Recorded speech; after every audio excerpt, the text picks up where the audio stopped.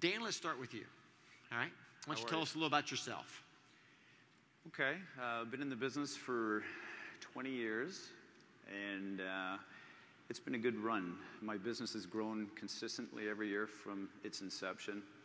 And first year, I sold 51 homes, which was pretty exciting because I got off to a rocky start. The first few months, I was really trying to find my way around because I didn't know anybody, didn't know anything. And then one day I sold a house, and then it just sort of went one step at a time to the point where I knew real fast that I needed help. So you talk very well about leverage and delegating, and that's something I really adopted at the very, very beginning of my career. I think I was probably 6 months into the job, and I hired 6 months. Yeah, I hired wow. my first buyer's assistant, so to speak. And started growing the team at the inception. And that was probably the saving grace for me because I always tried to treat it like a business. I never wanted to be one of these one-man operations. And if you look at any successful teams out there right now or successful agents, they have a support team, they have a staff, you know, because you need marketing, you need admin, you need buy, sell. There's so many things to do in a day that you just physically can't do yourself. That's right. That's exactly right. You and I had a great conversation. You said that you had done in 2009 242 units, 130 million in volume. How is this year shaping up? About the same? Better? Worse? We're about 150 units so far. We'll probably hit our target. Our price range has gone up a little. We're hoping to hit 150 at year end. That's awesome. In our dialogue, Dan, I took notes and then converted that to about 6 key points. You don't have to follow this. This is my interpretation of what you told me. But I put it up here just as talking points for you. When I asked Dan, you know, tell me about your business and what the keys of success were for you, Dan. You gave me a lot of points. I condensed it down and merged it into 6. Can you kind of walk me through, if this looks familiar to you, can you kind of walk me through this in terms of if you were coaching me today to be successful at the level of Dan, what would that look like? Well, you've got to take risk. And yes, you have to step out of your comfort zone in order to grow your business. That's very, very true. And to be honest, I'm probably doing that on a daily basis. I've got a friend here. So one of the key things I think is you have to consistently, I spend every minute thinking about my business, and it's not work to me because I'm passionate about what I do. I love what I do, and it's a joke. People pay me to do this. So on that premise, I don't think songwriters sit down and go, I'm going to write. I think they're always thinking about it. Right. I know as an author, it's the same thing. I'm always thinking about it. I have designated writing time, but I'm always thinking. So that's not work. So you develop the passion for the business that I think, you know, there's so much talent in this room, it's scary. I've got so many notes, so I'm going to go home and revamp my business again. But on this note, every day I'm looking for new ways to do the business. In the 20 years that I've been in the business, it's changed so much. I mean, I don't even think there was internet when I got in the business 20 years ago. There wasn't. So I was probably one of the first people to develop a website. And I've probably gone through 10 websites. And just this year, we started up a new venture, which is streaming online video, dancoopertv.com. And it's just getting past virtual tours. Let me stop you. Don't we have a video of that? Here we are today at 1355 Sedgwick Crescent. We're in the heart of Coronation Park, which is a really nice downtown established area of Oakville. And it's a brand new custom-built residence, 75 by 150-foot lot. Lots of mature, tall trees, nice quiet street. And the home is absolutely stunning inside. 3,500 square feet, fully finished basement. There's 5 bedrooms, 5 bathrooms. There's 4 fireplaces, main floor den, extensive use of wide plank hardwood flooring, really nice commercial grade stainless steel appliances, a lot of granite and stone. Everything's done. It's 9-foot ceilings throughout, really nice contemporary modernistic simple interior, nice clean fresh ready to move in, beautiful custom house. You're watching Dan Cooper TV. So there you go. That's what you're referring to, right? Tell us how you use this. What happens? Megan, you can stop the video. Yeah. I think it looks expensive, but it's not. And what you want to do is just find, there's so many tech guys out there that are really good behind a video camera. And the services are actually cheap if you buy it on the volume. So it's to the point where I'm getting these tours done for probably about $200 a piece.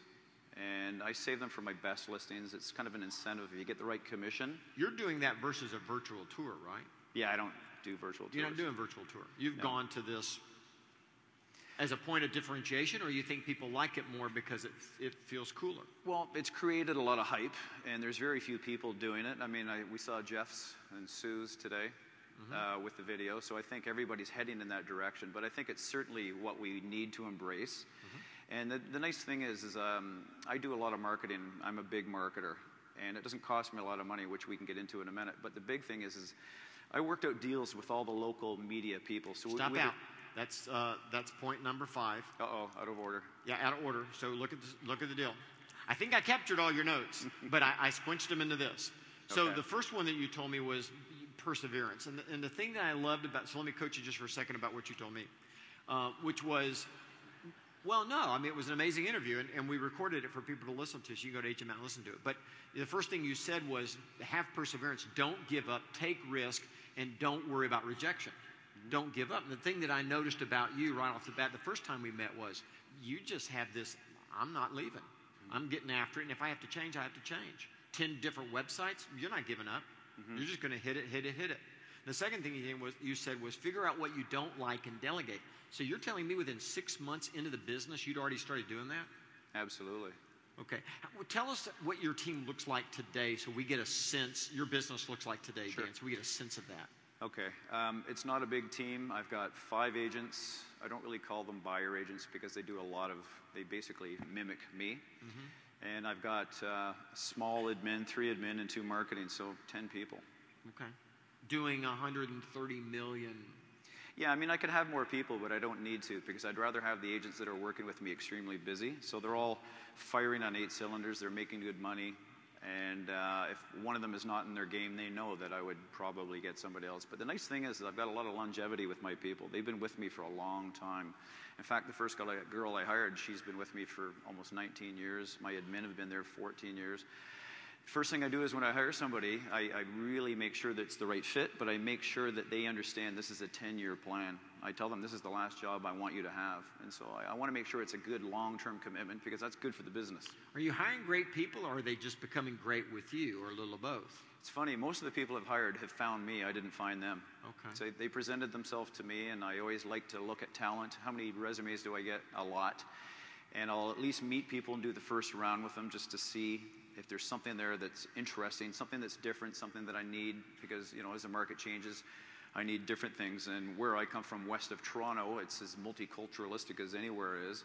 So I'm really trying to get more of a multicultural sales group so I can cater to all the subsets, and it really works.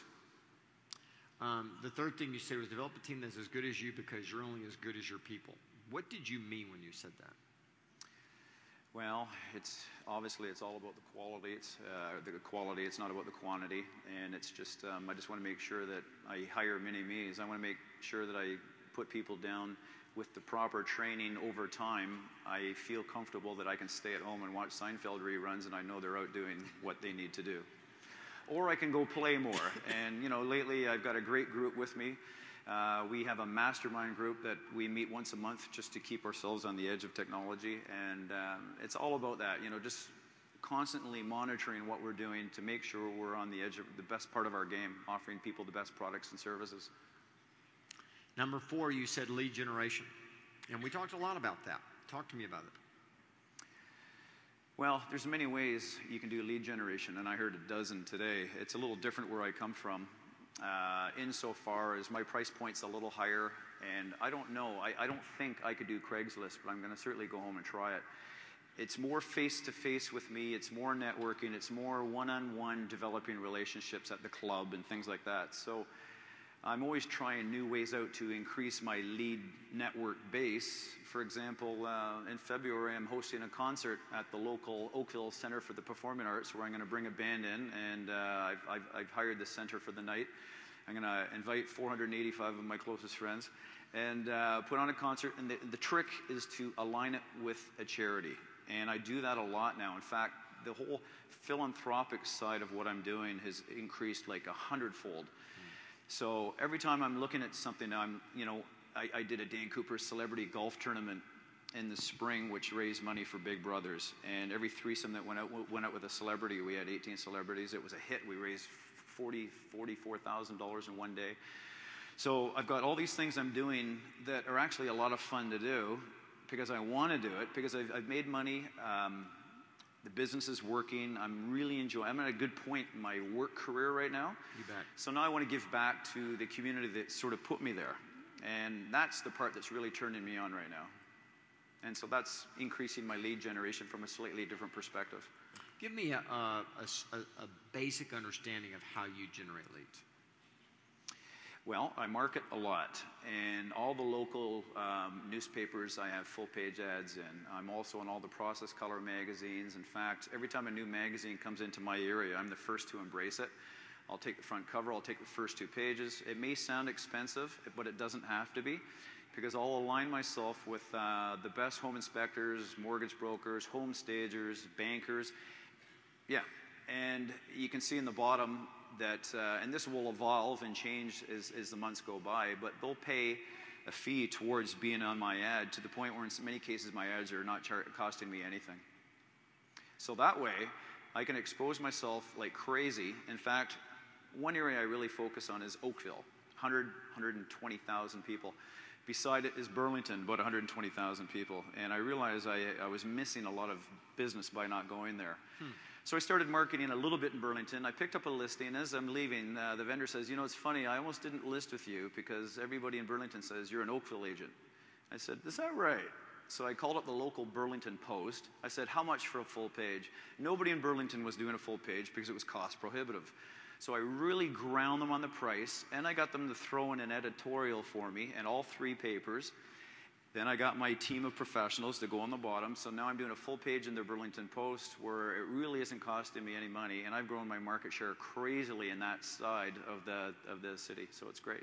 Well, yeah, if you can figure out a way to market your name and not cost you any money, I guess there's no limit to what you can do. That's what I thought. Yeah. Well, and we've heard that said a couple of different ways today, but it's really true.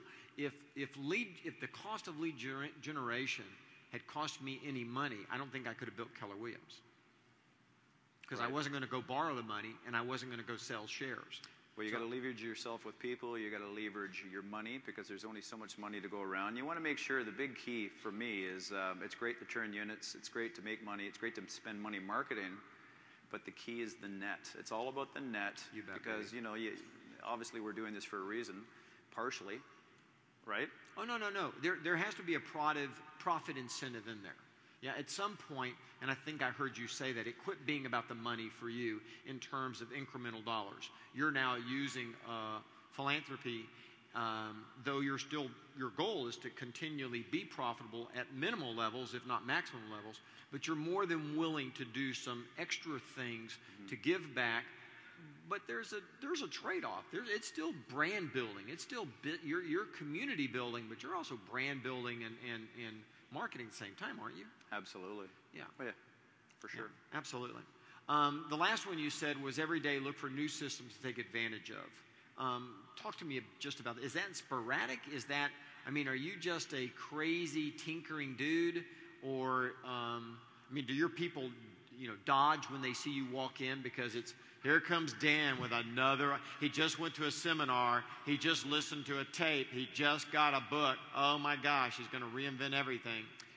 That does happen to a certain extent.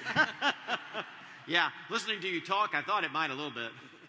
I'll walk away with a bag full of ideas from this conference. Yep. And just so everybody knows here, if you're looking to grow your business and get to the pinnacle of your career, my God, what a better guy than Gary Keller to help you grow. Oh, thanks. Well, you're nice. Thanks.